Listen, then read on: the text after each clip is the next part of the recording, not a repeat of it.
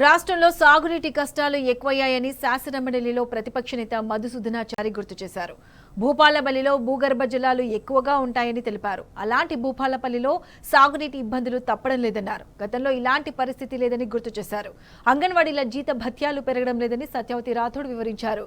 Skill యూనివర్సిటీలో ఏ కోర్సులు అందజేస్తున్నారని, ఇప్పటి వరకు అపాయింట్మెంట్ జరిగాయా అని సభ్యురాలు వాణిదేవి ప్రశ్నించారు. ఖమ్మం ప్రభుత్వాసుపత్రికి నిధులు మంజూరు చేయాలని ఎమ్మెల్సీ తాతా మధు కోరారు. హైదరాబాద్లో అప్పుడే తాగునీటి కష్టాలు ప్రారంభమయ్యాయని ఎమ్మెల్సీ షంబీపూర్ రాజు సభ దృష్టికి తీసుకొచ్చారు. వరంగల్లో ఉన్న ఆలయాలు, చారిత్రక ప్రదేశాలను అభివృద్ధి చేయాల్సిన అవసరం ఉందని బండ ప్రకాష్ కోరారు. నేను భూపాలపల్లి నియోజకవర్గానికి సంబంధించినటువంటి పంటల పరిస్థితి గురించి తమరి ద్వారా ప్రభుత్వ దృష్టికి అంశాన్ని తీసుకురాదలుచుకున్న అధ్యక్ష. మా దగ్గర అంటే భూపాలపల్లి నియోజకవర్గానికి ఉన్నటువంటి నైసర్గిక స్వరూపం, అదృష్టం ఏంటంటే మాకు అనేక వాగులు వంకల్ని అధ్యక్ష. కాకతీయ రాజుల కాలంలో నిర్మించినటువంటి పెద్ద పెద్ద చెరువులు తమరందరికీ కూడా తెలుసు. గణపురం, రామప్ప లాంటి చెరువులు కూడా ఈ నియోజకవర్గ పరిధిలోనే ఉంటాయి. రామప్ప ఫిజికల్గా ఉండడం ములుగు నియోజకవర్గంలో ఉన్న దాని ఆయకట్టు అంతా కూడా భూపాలపల్లి నియోజకవర్గంలోనే ఉంటుంది. చిన్నవాగు ఉన్నది, మాకు పెద్దవాగు ఉన్నది, మానేరు ఉన్నది, చలివాగు ఉన్నది, మూరంచవాగు ఉన్నది, చెరువులు ఉన్నాయి అధ్యక్ష. అయినా ఈరోజు 4-5 మండలాల్లో వరి పంట పరిస్థితి చాలా దయనీయంగా ఉంది అధ్యక్ష.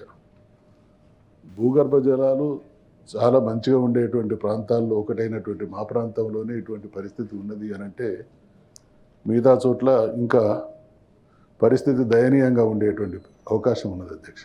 ఈ రాష్ట్రంలో గత నుంచి దాదాపు సుమారు 3,900 మినీ అంగన్వాడీ సెంటర్లు పనిచేస్తూ ఉండే. ఆ రోజున బీఆర్ఎస్ ప్రభుత్వం కేసీఆర్ గారి నాయకత్వంలో అప్పుడు అవసరాలకు ఎక్కడెక్కడో మారుమూల ప్రాంతాల్లో మరి పిల్లల సంఖ్యను పట్టి అవి మినీగా ఇవ్వటం జరిగింది.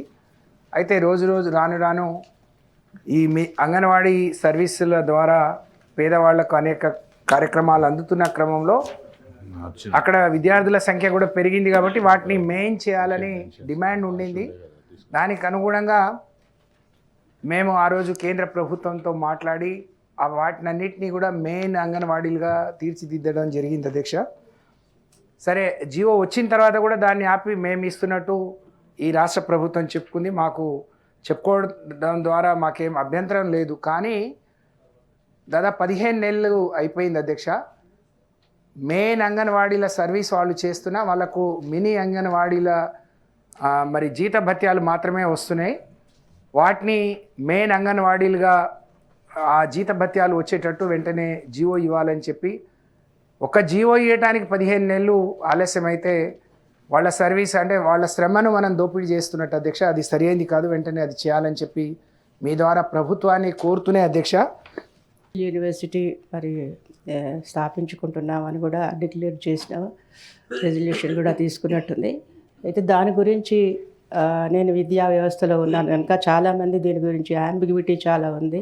అసలు ఏ కోర్సెస్ ఉన్నాయి, అసలు అపాయింట్మెంట్ జరిగినాయా, మరి మేము ఎట్లా అప్లై చేయాలి, మాకు ఎట్లా అడ్మిషన్స్ వస్తాయి, what are the benefits out of it, తర్వాత ఎటువంటి స్కిల్ డెవలప్మెంట్ కోర్సెస్ ఇవి అనేది చాలా ప్రశ్నలు అడుగుతున్నారు. దీని గురించి నేను మీ ద్వారా ప్రభుత్వాన్ని అడుగుతున్నాను.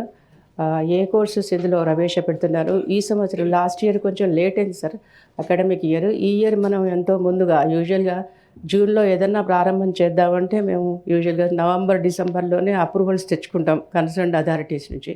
మరి ఈసారి అలాంటివన్నీ క్లియర్ అయినాయా?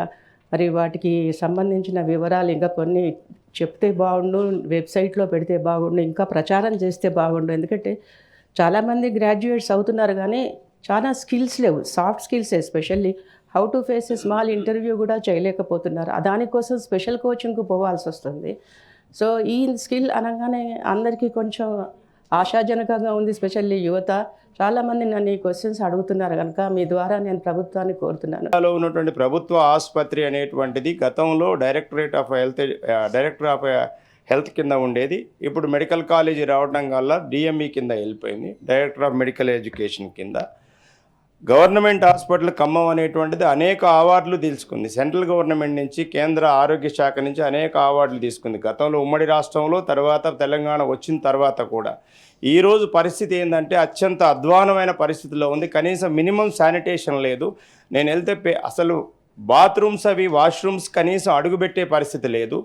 చెత్త చెదారంతో కూడుకొని పోయింది. అక్కడున్న అధికారులను ప్రశ్నిస్తే మాకేం చేయం సార్, మాకు అమౌంట్ రావట్లేదు, వాళ్ళకి డబ్బులు ఇవ్వట్లేదు అనేటువంటి ప్రశ్నలు వాళ్ళు మాకు ఎదురు ప్రశ్నలు వేస్తున్నారు. మేమేం చేయమంటారు చెప్పండి మీరేం, మాకు ఎదురు ప్రశ్నలు వేసే పరిస్థితి. కాబట్టి ప్రభుత్వాన్ని నేను కోరుతున్నా మీ ద్వారా, मैं हुकूमत से मुतालबा करना चाहता हूँ। मुसलमान सबसे ज़्यादा गरीब है और छोटे कारोबार करते हैं, उन्हें सब्सिडी लोन दिया जाए ताकि वो अपने पाँव पर ठहर सके। उसी तरह स्टूडेंट्स के लिए अबुल कलाम तोहफे के नाम से एक वायदा किया गया था कि जो बच्चे 10वीं क्लास पास करते हैं उन्हें 10,000 रुपये दिए जाएंगे।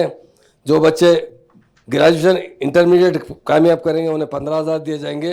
ग्रेजुएशन करने पर 25,000 रुपये दिए जाएंगे। एमफिल और पीएचडी करने पर 5 लाख रुपए दिए जाएंगे और पोस्ट ग्रेजुएशन करने पर 1 लाख रुपए। एक पैसा भी नहीं दिया गया। यकीनन तालीम के लिए इनकरेज करना बहुत अच्छी बात है, मगर वो इलेक्शन से पहले जो वायदे किए गए उसे पूरा करना भी ज़रूरी है। मैं आपके ज़रिए मिनिस्टर साहब से गुजारिश करता हूँ, जो आप वायदे किए, और ख़ास बात यह है कि माइनॉरिटी में आज तक एक भी मिनिस्टर को डिक्लेयर नहीं किया, एक एमएलसी डिक्लेयर की गई। अगर मैं गुजारिश करना चाहता हूँ कि कम से कम मुसलमान मिनिस्टर के पास जाकर अपने मसाइल तो हल कर सकेंगे। आज एक भी मुसलमान मिनिस्टर नहीं होने की वजह से हमारे तेलंगाना स्टेट के जो मुसलमान हैं काफ़ी परेशान हैं। मेरी हुकूमत से गुजारिश है, ఎక్కడ చూసా వాటర్ ట్యాంకర్లు, ప్రజలు తాగునీటి కోసం కూడా ఇబ్బంది పడే పరిస్థితి కనబడుతోంది అధ్యక్ష. దానికి సంబంధించి మరి ప్రభుత్వం ఏమైనా చర్యలు తీసుకుంటుందా ఇబ్బంది లేకుండా? అదే రకంగా అధ్యక్ష, ప్రజలు నీళ్లు లేక ట్యాంకర్లతో కొంటా ఉంటే మొన్న మేడ్చల్ జిల్లాలో అధ్యక్ష ట్యాంకర్లను సీజ్ చేశారు అధ్యక్ష. నేను సంబంధిత అధికారితో మాట్లాడాను. వారు ఏమంటారంటే, సార్ మాకు సీజ్ చేయమని ఆర్డర్స్ ఉన్నాయి, ఫైన్ కట్టాలి లేదా పర్మిషన్ తీసుకోవాలని చెప్తారు అధ్యక్ష. ప్రజలను కొనలేయకుండా మనం సప్లై చేయకుండా ఇబ్బంది అవుతుంది కాబట్టి ప్రభుత్వం దీనిపై నిర్ణయం తీసుకొని కోరుతాం. ఇవాళ రామప్ప లాంటి దేవాలయాన్ని ఎన్నో ఏండ్లుగా ఇబ్బంది పడితే గతంలో మరి దాన్ని హెరిటేజ్ సైట్గా గుర్తింపు తీసుకురావడం జరిగింది. దానికి అనేక రకాలుగా స్వచ్ఛంద సంస్థలు, ప్రభుత్వాలు, కేంద్ర ప్రభుత్వం అనేక రకాలుగా కృషి చేస్తే అది సాధ్యమైంది.